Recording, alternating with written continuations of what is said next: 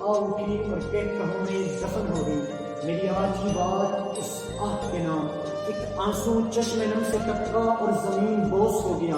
میری آج کی کاوش اس آنسو کے نام، میری آج کی گفتگو تھر تھراتی ہواؤں میں تڑپتی انسانیت کی ان سسکیوں کے نام جو کشمیر کے گلیچوں میں گونجتی ہے۔ میری آج کی جسارت کشمیری بچوں کی لاشوں کے نام، میری آج کی جرت بابری مسجد کی حرمت کے نام کہ جس کی آذانیں خاموش ہو گئی۔ میرا آج کا جوش و ولولہ ان کشمیری ماؤں کے نام کہ جن کے جگر چاک ہوئے۔ میرا آج کا غضب و غصہ ان حکمرانوں کے نام جو سکوں کی میز پر بیٹھ کر کشمیر کا سودا کرتے ہیں۔ جناب والا، آج کشمیر زخم زخم ہے، وہ کشمیر کے جہاں کبھی بہتے نالوں اور آبشاروں کی آوازیں آیا کرتی تھی، آج عورتوں کی سسکیوں اور چیخوں کی آوازیں آتی ہیں۔ وہ کشمیر علم و حکمت کی جگہ جہاں کبھی تعلیم تقسیم ہوا کرتی تھی، تدبر بانٹا جاتا تھا، جہاں صوفیاء جنم لیتے تھے، لیکن افسوس صد افسوس کہ آج سلگتے ہوئے شعلے جنم لے رہے ہیں۔ اس پر شاعر نے کیا خوب کہا ہے، سرخیاں امن کی تخلیق میں مصروف رہیں